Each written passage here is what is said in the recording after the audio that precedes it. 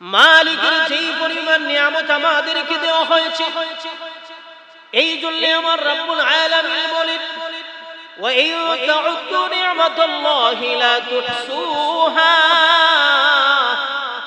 আল্লাহ তাআলা আমাদেরকে যেই পরিমাণ নিয়ামত দান করেছেন, সেই নিয়ামত যদি আমরা গণনা করতে থাকি আমাদের হায়াত শেষ হয়ে যাইতে পারে, কিন্তু রব্বুল আলামিনের নিয়ামত গণনা করে সম্ভব হবে না, গণনা করে শেষ করা সম্ভব হবে না।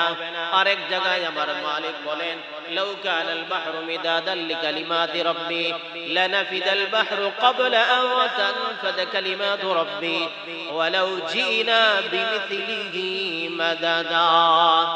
আমার মালিক রব্বুল আলামিন বলেন, দুনিয়ার যত গাছ গাছালি আছে সমস্ত গাছ যদি কলম বানানো হয়, দুনিয়ার যত পানি আছে, আমরা যে জমিনে বসবাস করি এই জমিনের 4 ভাগের 3 ভাগ হলো প্রাণী, 1 ভাগ হলো মাটি। পানির সংখ্যা হলো বেশি, মাটির সংখ্যা হলো কম। আল্লাহ রাব্বুল আলামিন বলেন, গোটা দুনিয়ার সমস্ত পানিকে যদি কলমের কালি বানানো হয়, আর ওই দুনিয়ার সমস্ত গাছ গাছালি তরুলতাকে যদি কলম বানানো হয়, এরপরে যদি লেখা হয়, তারপরও একদিন কলম শেষ হয়ে যাবে, কালি শেষ হয়ে যাবে, কিন্তু আল্লাহ তাআলার নিয়ামত গণনা করে শেষ করা সম্ভব হবে। বিল্লাহি মিনাশ শাইতানির রাজীম। وَإِذْ تَأَذَّنَ رَبُّكُمْ لَئِنْ شَكَرْتُمْ لَأَزِيدَنَّكُمْ وَلَئِنْ كَفَرْتُمْ إِنَّ عَذَابِي لَشَدِيدٌ।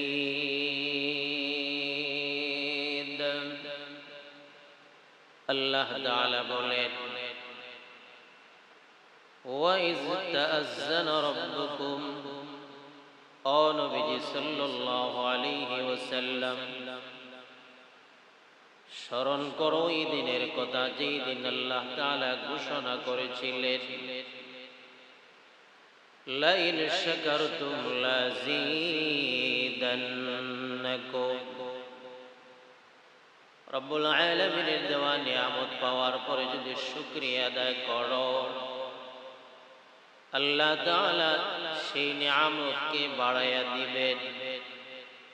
ওয়ালাইন কাফারতুম, আর যদি আল্লাহ তাআলার নিয়ামত পাওয়ার পরে শুকরিয়া আদায় করো না, প্রশংসা করো না, মালিকের দরবারে কৃতজ্ঞতা প্রকাশ করো না,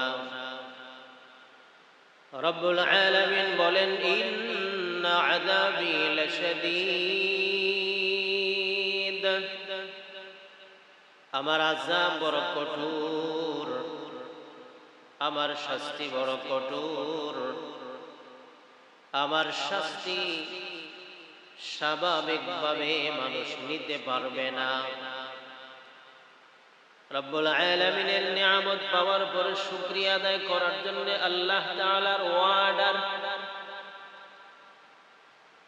এই জন্য আল্লাহ তাআলা ভিন্ন জায়গায় বলেন, ফাযকুরুনি আযকুরুকুম ওয়াশকুরু লি ওয়ালা তাকফুরুন।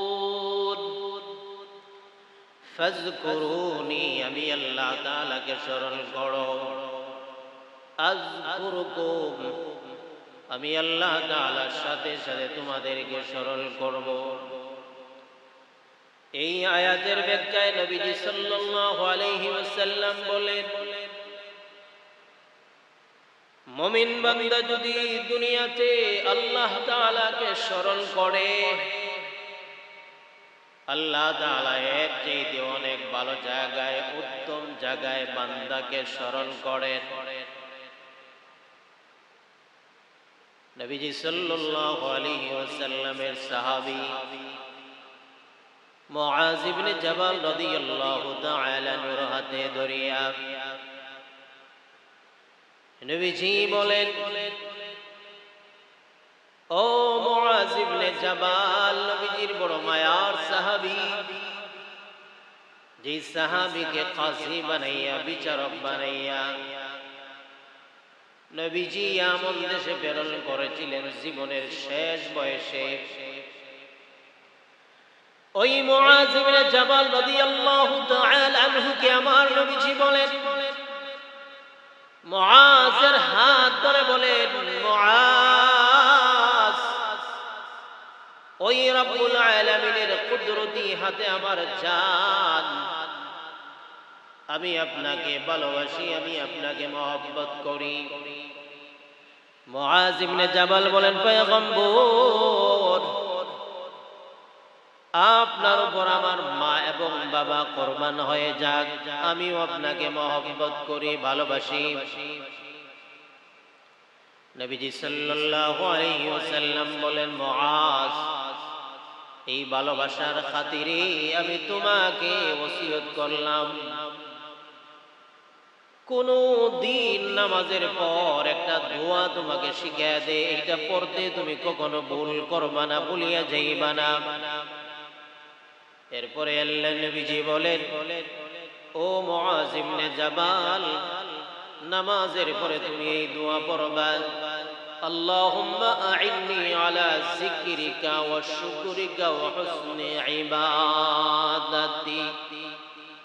আয় রব্বুল আলামিন, আল্লাহুম্মা আইন্নি, আপনি আমাকে সাহায্য করেন, আলা যিকরিকা, ও মাবুদ, আপনার জিকির করার জন্য আমাকে আপনি সাহায্য করেন, আপনার নিয়ামতের শুকরিয়া আদায় করার জন্য আমাকে আপনি সাহায্য করেন, আপনার গোলামি যেন ভালোভাবে আদায় করতে পারি, আমাকে আপনি সাহায্য করেন।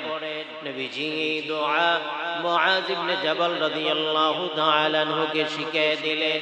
আল্লাহর পয়গম্বর শুধু শিখান নাই, মুআয ইবনে জাবালকে পয়গম্বর জানায় দিলেন, রব্বুল আলামিনের কসম, যে আল্লাহর হাতে আমার প্রাণ, আমি আপনাকে মহব্বত করি।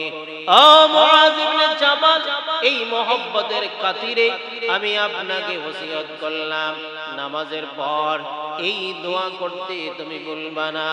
কোন দোয়া? যে দোয়া আমি বললাম, সারমর্ম হলো, ও মুআয, এই দোয়া সব সময় করবা। আয় রব্বুল আলামিন, আপনি যত নিয়ামত আমাকে দান করেছেন, ওই নিয়ামতের শুকরিয়া যেন আদায় করতে পারি, এই জন্য আপনি আমাকে সাহায্য করেন। এই জন্য পয়গম্বর আরবী রাহমাতুল লিল আলামিন বলেন, আরবাউন মান উতিয়া ফাকাদ উতিয়া খায়রাত দুনিয়া ওয়াল আখিরা। এই জন্য আমার নবীজি বলেন, চার প্রকারের নিয়ামত যেই বান্দাকে দেওয়া হয়েছে, ওই বান্দাকে দুনিয়া পরকালের সমস্ত নিয়ামত দান করা হয়েছে। দুনিয়া এবং পরকালের যত কল্যাণ রয়েছে সব কিছু ওই বান্দাকে দেওয়া হয়েছে, যেই বান্দাকে চার প্রকারের নিয়ামত দান করা হয়েছে। প্রথম নম্বর হলো, আমার নবীজি সাল্লাল্লাহু আলাইহি ওয়াসাল্লাম বলেন, কলবুন শাকিরুন, এমন একটা কলব, এমন একটা দিল দান করা হয়েছে, যেই দিল সব সময় রব্বুল আলামিনের শুকরিয়া আদায় করে। ভাইয়ের আমার, লক্ষ্য করে তাকায় দেখেন, মালিকের যেই পরিমাণ নিয়ামত আমাদেরকে দেওয়া হয়েছে, এই জন্য আমার রব্বুল আলামিন বলেন, ওয়া ইন তাউদ্দু নি'মাতাল্লাহি লা তুহসুহা। আল্লাহ তাআলা আমাদেরকে যেই পরিমাণ নিয়ামত দান করেছেন, সেই নিয়ামত যদি আমরা গণনা করতে থাকি, আমাদের হায়াত শেষ হয়ে যেতে পারে, কিন্তু রব্বুল আলামিনের নিয়ামত গণনা করে সম্ভব হবে না, গণনা করে শেষ করা সম্ভব হবে না। আরেক জায়গায় আমার মালিক বলেন, লাউ কানাল বাহরু মিদাদান লিকালিমাতি রাব্বি লানাফিদাল বাহরু ক্বাবলা আন তানফাদা কালিমাতু রাব্বি ওয়ালাউ জিনা বিমিথলিহি মাদাদা। আমার মালিক রব্বুল আলামিন বলেন, দুনিয়ার যত গাছ গাছালি আছে, সমস্ত গাছ যদি কলম বানানো হয়, দুনিয়ার যত পানি আছে, আমরা যে জমিনে বসবাস করি, এই জমিনের 4 ভাগের 3 ভাগ হলো প্রাণী, 1 ভাগ হলো মাটি। পানির সংখ্যা হলো বেশি, মাটির সংখ্যা হলো কম। আল্লাহ রাব্বুল আলামিন বলেন, গোটা দুনিয়ার সমস্ত পানিকে যদি কলমের কালি বানানো হয়, আর ওই দুনিয়ার সমস্ত গাছ গাছালি তরুলতাকে যদি কলম বানানো হয়, এরপরে যদি লেখা হয়, তারপরও একদিন কলম শেষ হয়ে যাবে, কালি শেষ হয়ে যাবে, কিন্তু আল্লাহ তাআলার নিয়ামত গণনা করে শেষ করা সম্ভব হবে না। এই আয়াতের ব্যাখ্যায় ইমাম গাজ্জালী রাহমাতুল্লাহি আলাইহি বলেন, এই দুনিয়ায় যদি গোটা দুনিয়ায় যদি সরিষার দানা দিয়ে ভরপুর করে দেওয়া হয়, একটা কবুতরকে যদি লম্বা হায়াত দেওয়া হয়, এই কবুতর যদি প্রতিদিন একটা করিয়া দানা নিয়ে যায়, তাহলে দুনিয়া ভর্তি সরিষার দানা একদিন না একদিন শেষ হয়ে যাবে, কিন্তু রব্বুল আলামিনের নিয়ামত গণনা করিয়া শেষ করা সম্ভব হবে না।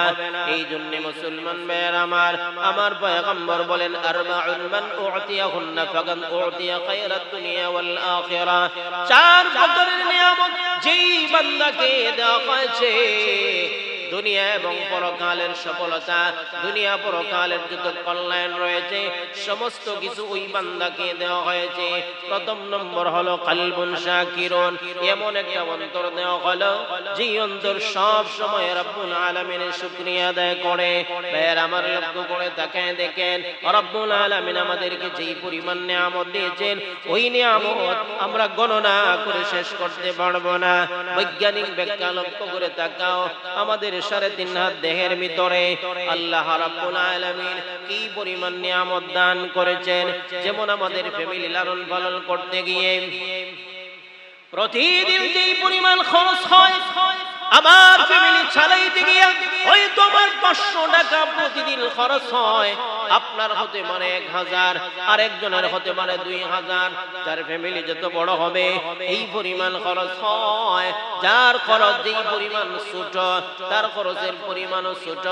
ধরেন 2 থেকে 300 টাকা, 500 টাকা, এইভাবে প্রত্যেকের খরচ হয়। কিন্তু এই খরচ জোগাড় করতে আমাদের কি পরিমাণ কষ্ট হয়। ও মুসলমান যুবক ভাইরা আমার, এই জন্য লক্ষ্য করে তাকাও, আল্লাহ রাব্বুল আলামিন যে আমাদেরকে লালন পালন করতেছেন, আল্লাহ তাআলার কি প্রতিদিন কোনো টাকা খরচ হয় না? রাব্বুল আলামিনের কি কোনো কিছু খরচ হয় না? বৈজ্ঞানিক ব্যাখ্যা হলো, প্রতিটা মানুষের পিছনে, মানুষের 3.5 হাত ভিতরে, 3.5 হাত দেহের ভিতরে যে পরিমাণ নিয়ামত রয়েছে, সমস্ত নিয়ামত অঙ্গ প্রত্যঙ্গ গণনা করিয়া যদি হিসাব করা হয়, তার পরিমাণ হয়ে যাবে অকল্পনীয়।